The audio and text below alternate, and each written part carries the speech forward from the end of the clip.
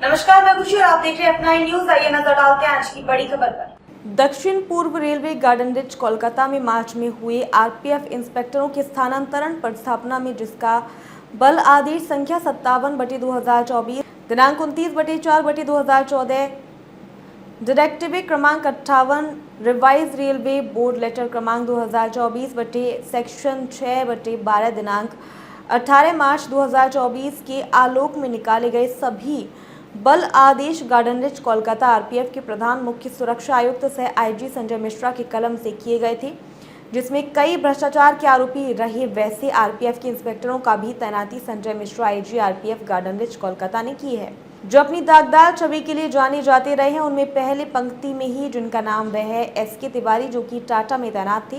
टाटा तैनाती के दौरान इन पर कई गंभीर आरोप भी लगे थे, जिसमें एक रेलवे के कर्मचारी को इन्होंने इतना परेशान किया कि वह किरासन की तेल ही अपने ऊपर उधेड़ कर जिंदा जल मरी थी। इतना ही नहीं, इसने मृत रेलवे के कर्मचारी के पूरे परिवार को घर से उठवाकर अपने आरपीएफ पोस्ट में लाकर बंद भी कर दिया था। बाद में बिना लिखित, बिना कोई इल्जाम किए आरपीएफ थाने से पूरे परिवार को छोड़ भी दिया था। मतलब साफ है कि आरपीएफ का इंस्पेक्टर ना होकर कोई गुंडा हो।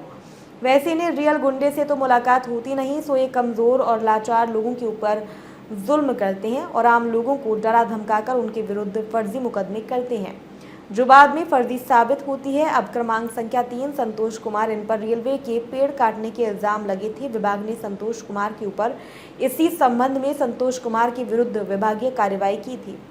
इतना ही नहीं, ट्रेनिंग स्कूल खड़गपुर में तैनाती के दौरान इन्होंने लाखों की वर्दी घोटाले किए थे, फिर भी इनका तैनाती डोंगापोशी से बोकारो अति महत्वपूर्ण आरपीएफ के थाने में संतोष कुमार की तैनाती कर दी गई।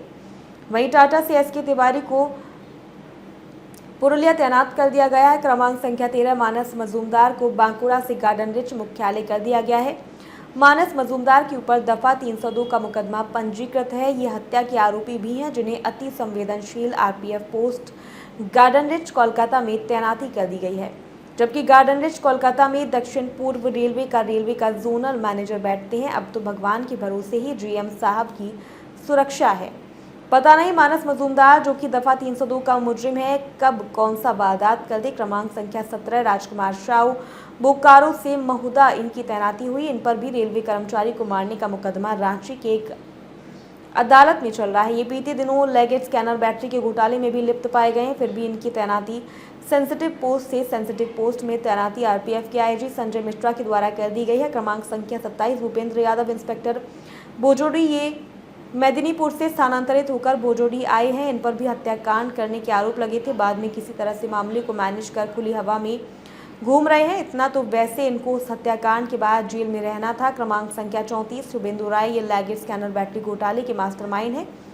इन्होंने और तत्कालीन आरपीएफ के आईजी रहे डीबी कसार से मिलकर लाखों रुपए की बैटरी के घोटाले किए हैं। इनकी तैनाती फिलहाल विष्णुपुर आरपीएफ थाने में है और बैटरी घोटाले में नाम आने के बाद से फरार है। क्रमांक संख्या 45 रूपेश कुमार, इंस्पेक्टर, जो मुरी में तैनात थे, इन्हें मुरी से हटिया आरपीएफ पोस्ट का थानेदार बनाया गया है। इनके ऊपर भी लैगेट स्कैनर बैटरी के घोटाले करने के आरोप लगे हैं। साथ ही साथ मुरी तैनाती के दौरान इन्होंने रेलवे अपराध कर्मियों से मिलीभगत कर लाखों रुपए के रेलवे की पटरी को बेचने के आरोप भी लगे थे और मामला भी सच था। क्रमांक संख्या 48 अमिताभ वर्धन, ये हटिया से झारसुगुड़ा गए थे। इनके ऊपर भी हटिया में तैनाती के दौरान रेलवे के केबल को चोरी करवाने और चोरों की मिलीभगत के आरोप लगे थे, जिसमें तत्कालीन आरपीएफ के कमांडेंट रहे रांची मंडल के प्रशांत यादव के द्वारा उन पर विभागीय कार्रवाई कर उन्हें दंडित भी किया गया था। साथ ही साथ ब्लॉक कॉन्फिडेंशियल लेटर में उन्होंने अमिताभ वर्धन की तैनाती भविष्य में किसी संवेदनशील पोस्ट में न हो, इस बात का भी जिक्र कमांडेंट आरपीएफ प्रशांत यादव ने किया था। अब साफ है कि दक्षिण पूर्व रेलवे गार्डन रिच कोलकाता के आईजी संजय मिश्रा को, जिससे अपना न्यूज ने कहा कि आरोपी आरपीएफ के इंस्पेक्टरों की तैनाती संवेदनशील आरपीएफ पोस्टों में किया है। क्या उस वक्त वह धृतराष्ट्र की मुद्रा में थे, जो उन्हें दिखाई नहीं दी कि उनकी गलती से उन्हें और आरपीएफ दोनों की बदनामी होगी, या फिर आईजी संजय मिश्रा नोटों की बड़ी बड़ी गाड़ियों के बीच खो गए थे। अगर नोटों की बात है तो फिर जांच तो इनके विरुद्ध भी बनती है कि आखिर इन तमाम आरपीएफ के दगियों को संजय मिश्रा ने कैसे किसी संवेदनशील आरपीएफ पोस्टों में तैनाती कर दी। अभी ताज़ा उदाहरण लैगेट स्कैनर बैटरी के घोटाले को ही देखें, जिसमें तत्कालीन आईजी डीबी कसार ने बैटरी के संवेदक से बैटरी हस्ताक्षर कर लिए गए, पर बैटरी का कोई अता पता ही नहीं है। इस घोटाले में भी शुभेंदु राय हैं, जो अभी फरार हैं।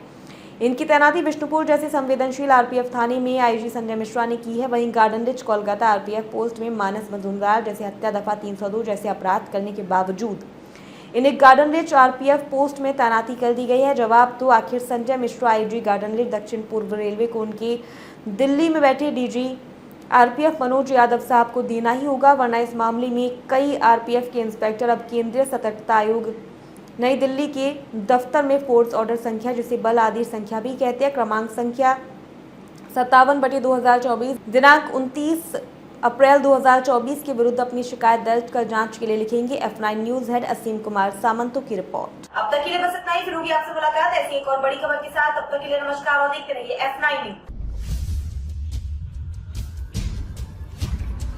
खबर बड़ी और खास होगी,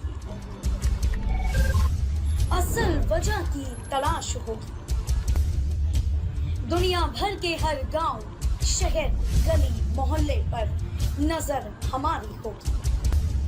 खुलेंगी पर्दें, जहन में उठे हर सवाल की बात होगी, हर वो जवाब जो है आपके लिए जरूरी, जिम्मेदारी हमारी होगी। हमारी खबरों में कुछ हटकर होगी बात। देखिए सिक्के के दोनों पहलू F9 न्यूज के साथ।